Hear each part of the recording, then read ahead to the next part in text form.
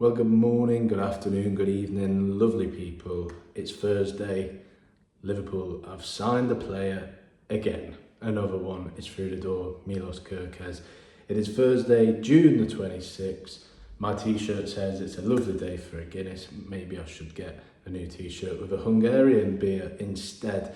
But the reason I mention the date is because officially we're now into the season of summer. Now this channel, of course, is not about seasons or the weather or anything like that. It's about Liverpool and it's about transfers. But the reason I mention it is because Arne Slot, Virgil van Dijk, said it was going to be a big summer, but officially we're only 5 days into it. Summer officially as a season starts on the 21st, I think, so we're only just getting started. And as I said a minute ago, Milos Kerkez is now through the door. Florian Wirtz is through the door. Jeremy Frimpong is through the door. So we're not going to talk about them today. We're going to ask, what's next? 5 big questions that Liverpool must solve in the remainder of this summer going into the start of next season. Now, one thing you'll notice in a couple of seconds is that I did the bulk of this video a few days ago. I thought I'll do it Tuesday afternoon, I'll release it when Kerkez is announced. That one took a little bit longer than we may have anticipated, but I just thought it looks a bit strange if I'm sat there saying, especially noting the intro I've just done, it looks a bit strange if I'm saying, hello, it's Tuesday, when it's in fact Thursday, or by the time you watch this, it might even be Friday. So I thought that looked a bit strange, and I would have got accused of getting my days mixed up, and maybe I've had a hit on the head. But we're gonna get into it. I'll hand you over to my former self, who debates 5 big topics, big questions that Liverpool must solve. The first topic we're going to discuss is centre-backs. Now, Jarell Quansah is on his way to Bayer Leverkusen. We know that it's a done deal, just pending that medical. I don't know if that one will go through this week. Obviously, Quansah is away in Slovakia with England's under-21s at the moment. But when that happens, Liverpool need a centre-back. So, where do they go from here? Well, I've got a really itchy leg, sorry. As we said, that's going to be clipped up by Barry, isn't it? I hate him so much. And he ate my slider. I'll show you in a minute, maybe. This video is rambling. We're 2 minutes in, we've not actually discussed anything yet. Mark Guehi, we said last week, Liverpool are interested in him. Is it any more than that at this stage? Well, not yet, but it could be. The talk is that Liverpool want to pay around 30-35 million for him. The talk at the Palace end is that they want about 50-45 million for him. And, you know, are they going to reach an agreement on Guehi? Well, if you put them two figures together, one thing screams out to me, 40 million, shake hands.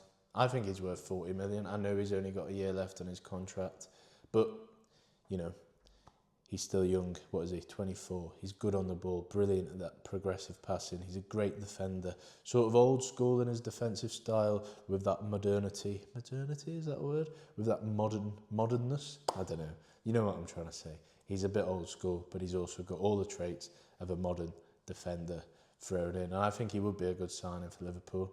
But what Liverpool want in that centre-back is youth and a prospect. Now, is Guehi those? I don't think that is the same profile. So this is just what I've heard. Liverpool want a young centre-back that can eventually live up to and replace Virgil van Dijk, because, as we know, Virgil is not getting any younger. Just signed that 2-year extension, but I think realistically that will probably be his time at Liverpool after that, even though I can't really see him slowing down in terms of his form and the way he looks after his body. But that's another debate for another day. So are these two things separate? The Guehi and then the young centre-back that they want. They looked at Lenny Yoro last summer, didn't get him. By the way, I always want to call him Yenny Loro, I don't know why. They looked at Dean Howson this summer, he went to Real Madrid. They like Joel Hato. I know he's more of a left-back, but you know he can play centre-back as well and has done for Ajax. As I said last week, Virgil van Dijk is a big fan of him. and has vouched for him in terms of what a player he is. As far as I'm aware, they still really like Hato, but it's nothing more than that at this stage. It's not advanced, no club-to-club talks or anything like that, as far as I'm aware. But could be one to keep an eye on. Maybe this summer, maybe next summer. Guehi is more of a market opportunity. He's got that cut price figure. You know, last summer we were talking 70 million. This summer we're looking at towards half that, really. So that is something that Liverpool will look at and think, yeah, let's snap him up. It seems like he's almost certainly leaving Palace this summer. So I think that rules out the sort of, you know, hold fire for a year and we'll buy him next summer for free, because it seems like he's made his mind up. He wants to get Palace a fee for him. He's the captain, he's the leader, one of the fans' favourites. Great player. If you speak to any Palace fans, they will only have good things to say about Guehi. So if Liverpool decide to step up their pursuit, I think that one could be an easy deal to do and a sensible deal to do, because at 24, he can play for Liverpool for the best part of a decade. He's an England international. I think he gets in the team sheet for England. If you look at their best team, I think it's Stones and Guehi at the World Cup next summer. And obviously, it's worth mentioning, he would fill a homegrown spot in the Liverpool squad, which, you know, is a little bit of a worry, not a massive issue right now with the amount of players that are leaving. While we're on the topic of centre-backs, I think it's worth just discussing Ibrahim Konate. Had a few questions on him. What's the latest? I've seen stories this week to say there's a little bit of a rift between Konate and Liverpool. As far as I'm aware, the contract talk started in, you know, late 2024, maybe October, November time, and there's not really been any progress, but that doesn't mean there's a massive reason for panic. I think if anything, Liverpool are quite calm about that, and not a lot has changed so far. So I think one thing I would say is, if you'd asked me about Konate in April or March, I may have said, you know what, I think he might go to Real Madrid, because, by the way, their interest is there and it's definitely real. And Liverpool obviously want to avoid another player leaving for next to nothing or nothing to Real Madrid. But Konate, when we spoke to him in the mix zone in May, after Liverpool won the league, he seemed to sort of suggest that things were looking a bit more positive. The way he was speaking about his love for the club just made me think, yeah, he wants to stay. But let's see what happens in the next few months. But I wouldn't panic too much about that. It will be an issue that probably will dominate, you know, not the agenda the same way that the Van Dijk and Salah and Trent contracts did last season.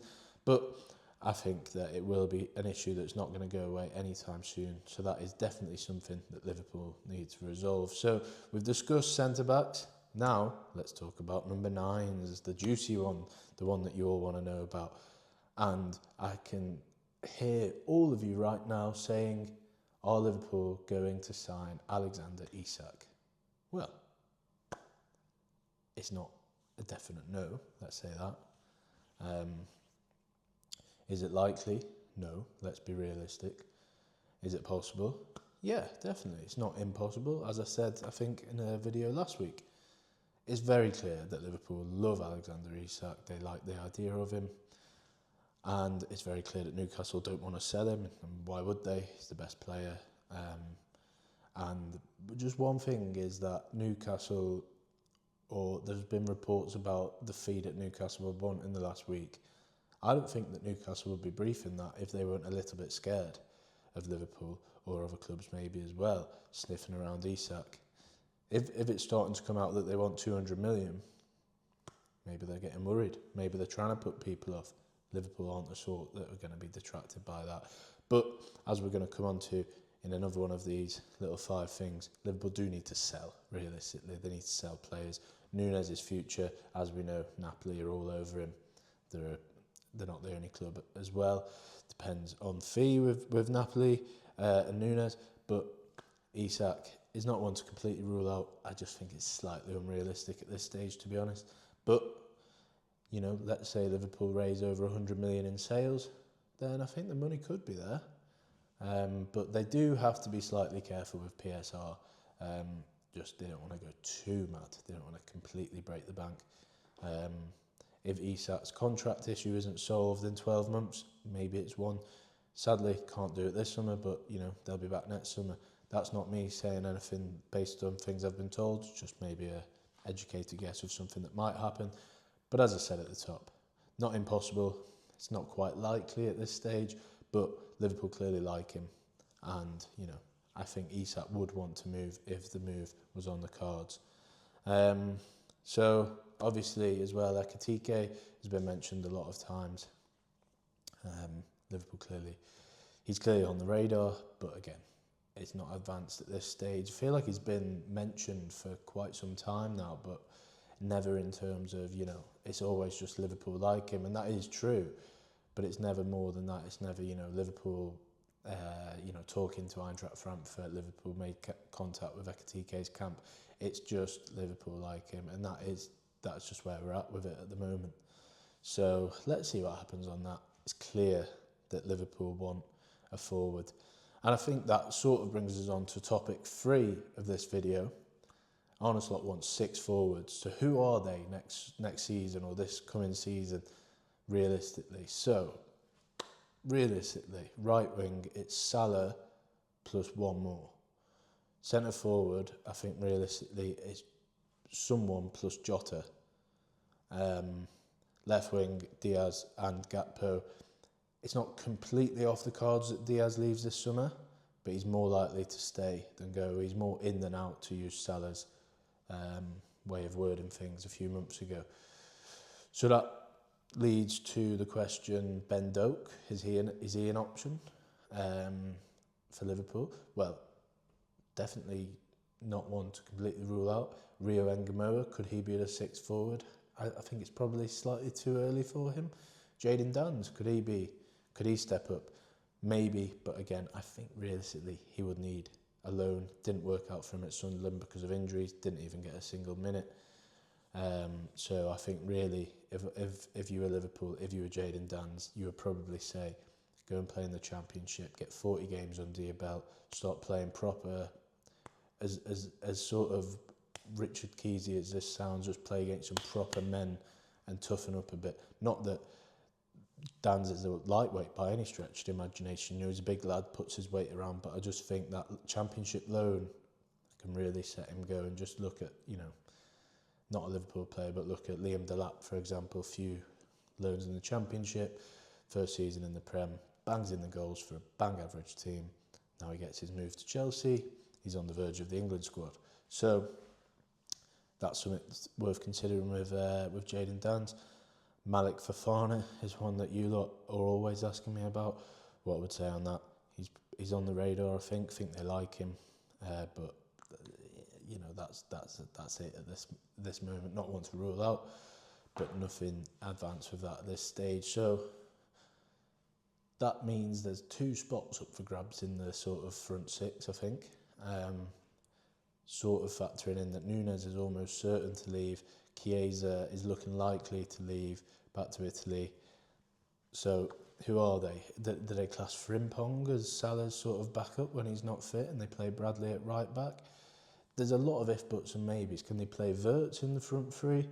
I'm not sure, but I do think that a forward will come in, and as I said in my last video, Liverpool like the idea of signing a versatile forward that can play across the front 3. If a number 9 is not available this summer, then they're not going to go shopping for someone that doesn't exist, if that makes sense. They're not going to buy, and they're not just going to pluck a number 9 out of space and sign him. I think they would want someone who can play across the front 3. And as you guys tell me, Malik Fofana could be the man. I'm not so sure. Let's see. Not watched enough of him to make a verdict on that. I've not heard anything to suggest that anything is advanced. But as I said, not one to rule out, one to keep an eye on. But yeah, I think Liverpool need to sign a forward. But maybe it just won't be that, classic number 9 that we all anticipate. Obviously, worth adding as well, Mohamed Kudus, player who was heavily linked last summer, has just moved agencies to Roof Agency, who look after at least 3 Liverpool players off the top of my head, or players, actually no, one's just left, so maybe 2 Liverpool players at least, or is it 3, I can't remember. But, good links with Liverpool, especially in terms of the Van Dijk deal of his contract. Would Kudus be good enough for Liverpool? Well, I asked a guy who watches West Ham every week and he said no. So I'm going to leave it at that for now and come on to our next little question. I'm going to blitz through these because we're already on 15 minutes. What happens with Andy Robertson? Well, I can do this quickly because the update is, there is no update. It's the same as what it was this time last week as far as I'm concerned for Andy Robertson. As I said last week, or what was it, 10 days ago, a guy in Spain texted me to say Atletico are in for Robertson. I tried to verify the story and, to be brutally honest, I forgot about it. And then Fabrizio did it, fair play to him, no slight on him at all. And then I was like, how have I missed out on that story? But the same guy texted me last week to say Atletico are very confident that they have almost agreed with Robertson to join. Now I checked that out, and as far as I'm aware, Robertson is having a short break this week, and then he's going to make his mind up in the next week or so when he gets back. When he's, obviously he'll have downtime, he'll be talking to his family, he'll be talking to Liverpool, some of his teammates maybe. What's the right move for Robertson? I can sort of see both arguments. I think realistically, if I was him, the move is attractive, playing for a club that can challenge for La Liga. You'll be the first choice left back, whereas now he's not guaranteed anything at Liverpool these days. He's got a massive challenge with Kirkes coming in. So I can see the appeal, and I don't think anyone should begrudge Robertson if he does want to leave. However, he's got a year left on his deal. Maybe he will come to the decision that, let's do one more year and then we'll leave. And then, farewell, maybe win one more Premier League title. Even if he's not the first choice, he will play a big role in that, especially given what he's like in the dressing room. Massive leader, massive character, really nice chap. Be ashamed to see him go. But then, to counteract that whole staying for one more year, what if he is second choice and then the offers on the table for him next summer are nowhere near as good? There's a lot going through his head, and just, trying to get in his shoes for a second there sort of confused me a little. I wouldn't know what to do myself, but as it stands, he's still making his mind up. Atletico are confident, but it's not done yet. And then, if he leaves, what happens with Tsimikas? Well, I think realistically he'd have to stay if they're not signing Jorel Hato this summer. So there's a lot of moving parts to this jigsaw, let's say that. I don't know why I keep doing that, but I quite like it. Might just keep doing it. And then obviously left backs, Owen Beck said yesterday, a whole list of clubs are queuing up for him in the Premier League, in the Championship, in Scotland as well. Wrexham are one of them, Sheffield United are one of them, Celtic were one of them, but they've signed Kieran Tierney, so that could rule them out. Rangers could be one of them, Leeds could be one. There's loads, let's be honest, there's loads of clubs looking in for Owen Beck on loan, on permanent deals. Liverpool are in no rush to sanction a move because they've got so many clubs interested in him. So I think, as far as I'm aware, Arne Slot will try and have a look at him when they return to training 2 weeks today, I believe. Or is it 3? It's about the 7th or 8th of July, isn't it? So let's see. And then obviously Luke Chambers as well was on loan at Wigan last season. There was a plan for him to get a Championship loan in the second half of the season. Hull City were very close to getting him, but he ended up going back to Wigan instead. Bit of an injury hit year, but I think Luke Chambers is a real good prospect actually. So let's see what happens with him this summer. And then the last sort of question is the midfield, the Stefan Bajcetic question that a lot of you are desperate to know about. What I would say is that I think there's a spot up for grabs in Liverpool's squad in that midfield area.